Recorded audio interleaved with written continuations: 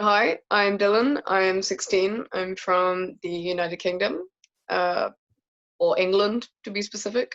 Uh, and today we'll be talking about eating disorders, and you can see some abbreviations of some of them we'll be talking about today.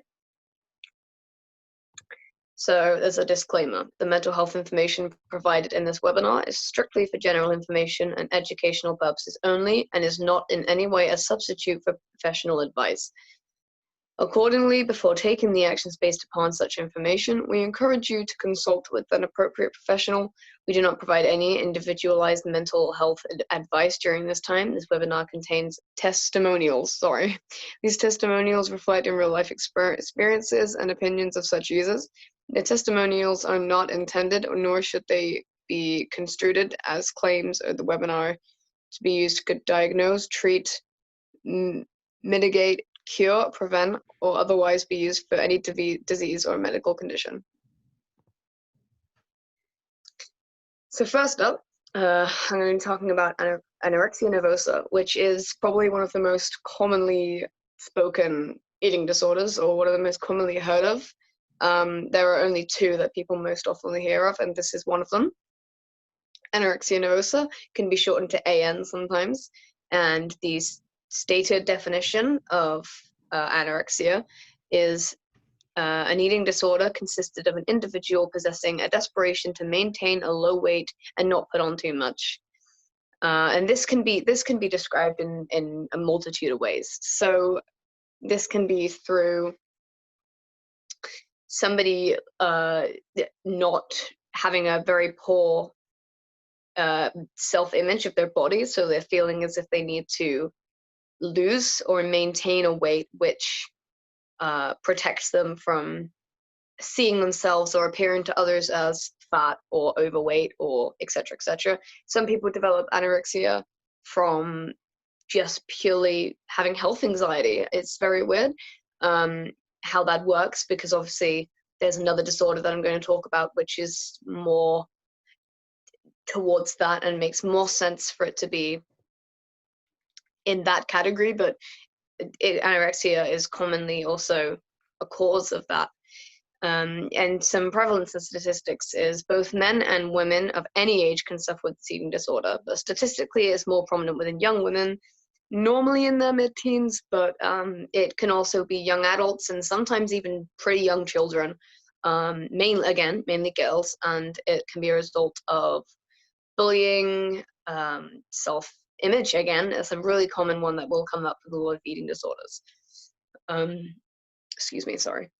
It's one of those things that is very, very hard to dictate what is the specific cause for it within young children, because young children are known for their habits of picky eating. So it's very difficult sometimes to tell what the actual cause of the problem is. So there are some symptoms of anorexia, and this can include that, some behaviors that may cause to be seen as symptoms to a psychiatrist or a concerned family or friend, is they may prevent their weight gain or maintain a low weight in a multitude of different ways. And this can be restricting their food for a long period of time, and this is not to be confused with restrictive food intake disorder. I will talk about that in a minute. Sometimes they will count calories. That's a very common, very, very common theme within all eating disorders, but anorexia and bulimia specifically, but I'll speak on bulimia soon. Food and doctor visit techniques to minimize symptoms is a common one. Sometimes if a parent or a friend or anybody is to take the said person showing symptoms to a doctor, sometimes when they know they're going to get weighed, they will weigh themselves down with weights, other objects that could be heavy enough to make their numbers go up to cause less of a concern if they are aware of the fact that there's a problem. Because a lot of the time, sufferers will know that there's an issue and they will know that they are underweight, but they still feel like they need to keep losing for their own kind of peace of mind. Another big symptom, and this is actually what is, again, a very recurring and common theme within eating disorders. And that's discomfort around the physical presence or weight of food. And this is not to be confused with xenophobia, and I'm going to probably go into more detail about what xenophobia is later, but xenophobia on a basic level is basically a phobia and a discomfort surrounding food, whether it be the physical presence, the idea, the digestive system, anything. It's just very, very strong, intense discomfort and fear around the fear of food. So there are some misconceptions with anorexia nervosa, and this is, again, a very common reoccurring theme within any kind of eating disorder. And that is men and boys and older people with eating disorders. And this is a very common misconception that is very, very damaging, because people believe that men and boys do not suffer with eating disorders. And this is like any mental health. There's a massive stigma surrounding men and mental health as it is, but that's starting to be broken down. There is a following reoccurring theme with this, and that is that they are too much of a man, or men don't have self-image problems, or don't have body-related issues. Where actually this is very untrue.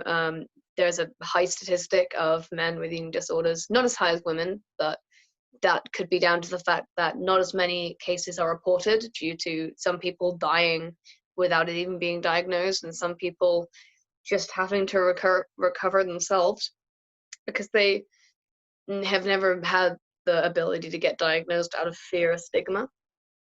So there are multiple reasons why that stigma could be low, and it's also because there's a lot more pressure on women in society to look a certain way than men.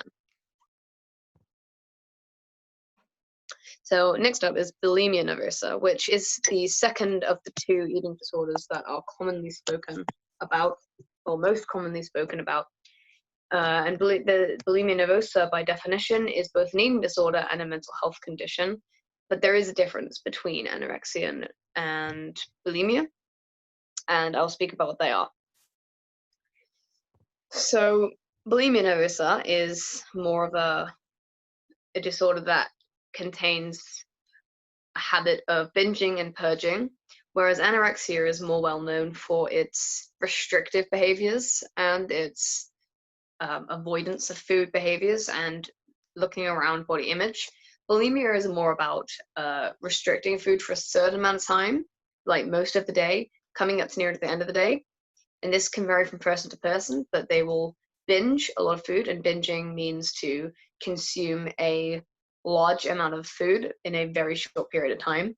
And they will consume that and then purge it. And for those who don't know what purging means, purging is to then remove that from their body, whether that be through making themselves physically sick or using laxatives. And those are the most two common ways. So similar to anorexia sufferers, bulimia often view themselves as fat or overweight, despite visual and medical evidence of them being dangerously underweight. And this is, again, a very common theme within eating disorders. They will be able to see physically in a mirror and physically on a scale, and with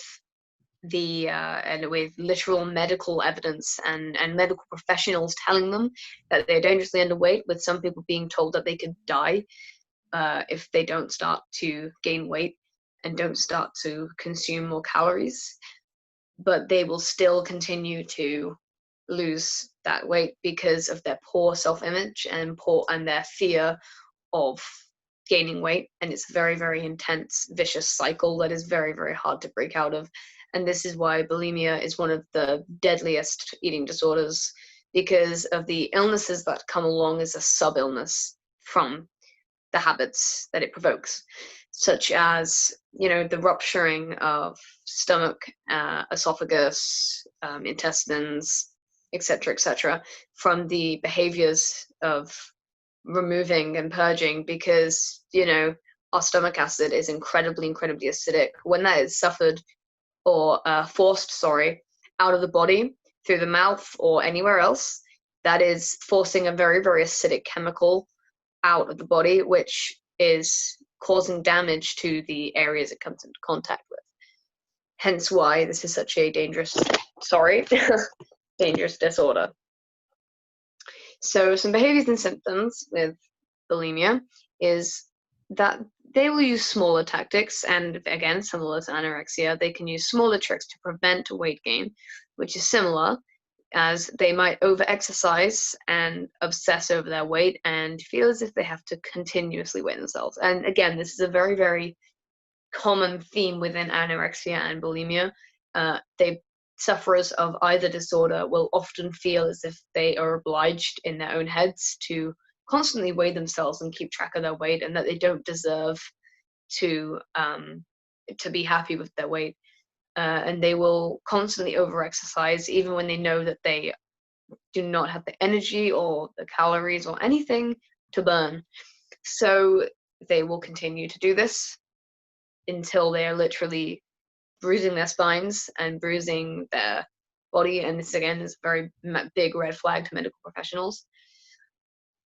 Similarly to anorexia, there are some misconceptions. For example, the men and boys misconception that only women suffer with it. And I don't need to explain this too much because I basically covered most of it with anorexia, but sufferers will tend to not report it if they are suffering as men because of the stigma and misconceptions surrounding men and mental health and men and eating disorders, because of the whole toxic masculinity phases. And again, back to the concept of women having more pressure within society to look a certain way.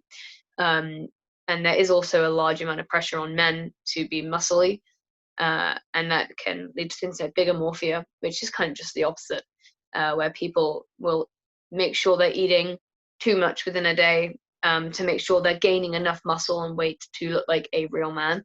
And bigomorphia is a eating disorder that comes along with anorexia. Surprisingly, it doesn't make much sense, but it's very common for those two eating disorders to develop off of each other, whether it be bigomorphia to anorexia or anorexia to bigomorphia. It's a very vicious cycle. Next up is Orthorexia Nervosa, and this is actually a eating disorder that isn't spoken about very often. Purely, I think one of the biggest reasons for this is because it was actually removed as a clinical disorder in DSM-4, I think, maybe DSM-5, but one of those clinical psychiatric books it was removed from. And the definition of orthorexia nervosa is it is an eating disorder whereas a sufferer will hold an unhealthy obsession with sticking to a light portion of healthy food and will systematically avoid food that they perceive as unhealthy or harmful to themselves. So the way this can be seen, it's a very complicated disorder because it takes a lot to diagnose it, and I think, again, this is one of the reasons why it's not really seen as a disorder anymore, because it's really hard to determine whether it's a disorder or just a habit. So it was originally classed as official eating disorder in 2013 in DSM-4 when it was removed from DSM-5, which was therefore categorized as an eating disorder not otherwise specified, which is irritating because in my personal opinion, and in a lot of opinion within psychology students and psychiatry students across the world, and even people who don't fall into either of those categories, that it should still be categorized as a eating disorder because it causes harm. So what this disorder actually consists of is behaviors and symptoms, for example, of constantly obsessing over what they're eating, obsessing over calories, which isn't necessarily because of weight, but because of health, a fear of becoming ill, a fear of becoming ill from food, a fear of gaining unhealthy weight or having heart problems from fat and carbs, which is a common problem. And some symptoms also may be such as picky eating, which again is another thing that is seen within children. very, very commonly actually, but it's actually a very common disorder that comes past childhood. So a massive red flag to any parent should be if picky eating symptoms and behaviors go past an age of 7 or 8, I think, and at a stretch up to ages of 10 and 11. But these are habits that should be grown out of, and if they're not, then people should definitely start to notice that that's a bit of a red flag with their child's diet. It can get really bad sometimes, excuse me, to a point where people will stop buying food from supermarkets, stop going to restaurants, and stop doing things because they feel as if that processed meat and stuff like that is bad for them and it's going to be harmful. So they will only go to fresh produce place, and therefore causing themselves to not get enough nutrients and get deficiencies and become malnutritious, and that's a problem. Another common issue with orthorexia is actually that some people will end up really running themselves into the ground with xenophobia, and this can happen from a traumatic incident such as food poisoning, severe vomiting, illness, or near-death experiences regarding food can lead to orthorexia as a form of coping mechanism to deal with a food or digestive-related trauma they suffered. There are also some misconceptions along with Orthorexia Nervosa. Excuse me. And those misconceptions include things such as men and eating disorders is a massive problem, and boys with eating disorders is a problem, children. It's the same kind of misconceptions, to be honest. There's also the misconception that I spoke over a bit before, that it is not a real disorder, when actually it is very much so a real disorder. People suffer with it. Some people die from it, from not getting the correct nutrients. So therefore, it should definitely, in my personal opinion, be classed as a clinical disorder.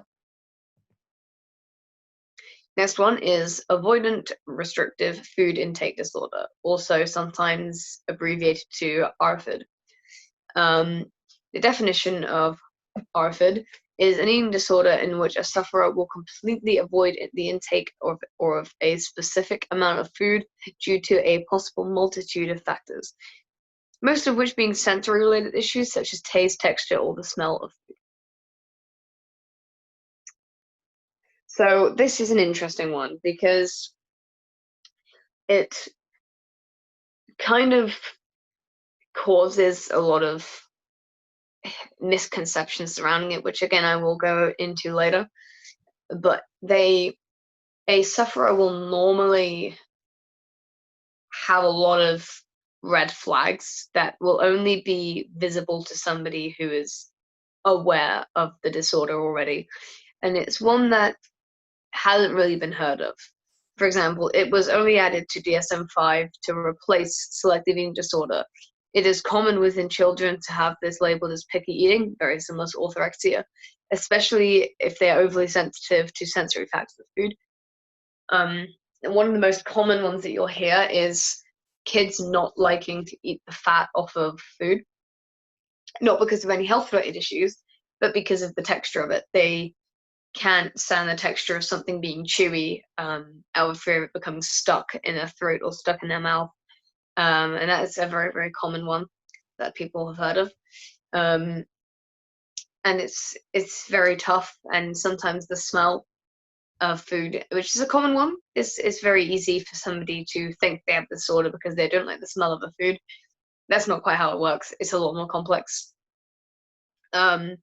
Whereas it can sometimes encourage feelings of panic or fear and xenophobia, which will be a word that I mention a lot within this webinar due to it being very, very associated with a lot of these disorders. So it has a lot of symptoms that people don't really know of.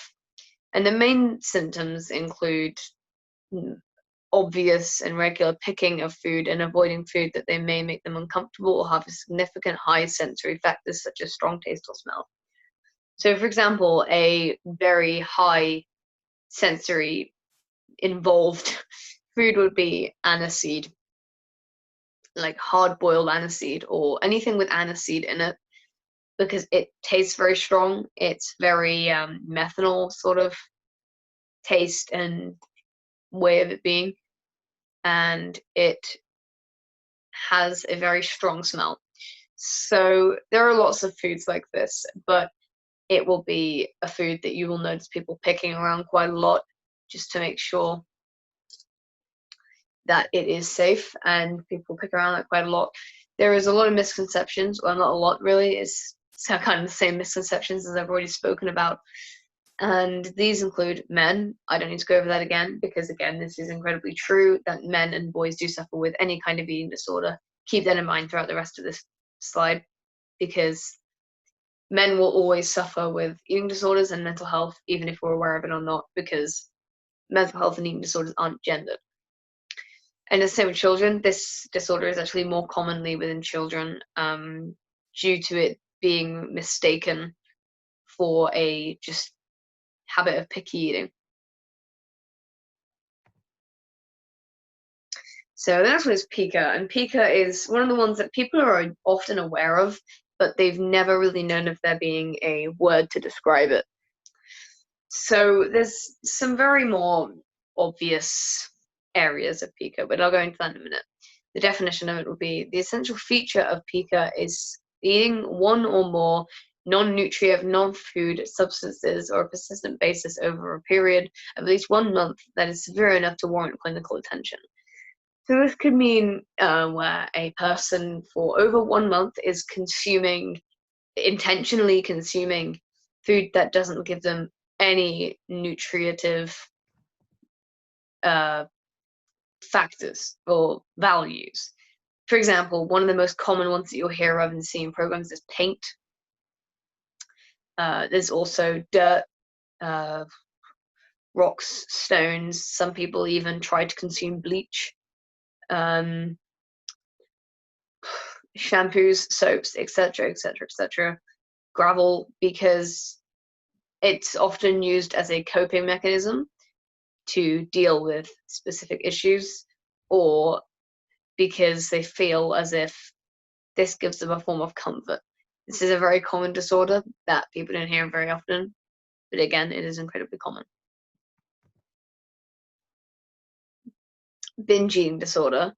The essential feature of binge eating disorder is recurrent episodes of binge eating that must occur on an average of at least once per week for 3 months. So this can mean the aspect I explained what binge means before, to consume a large amount of food in a short period of time. The essential feature of this is basically for somebody to constantly be doing this as a coping mechanism for at least once per week for 3 months, as it says there.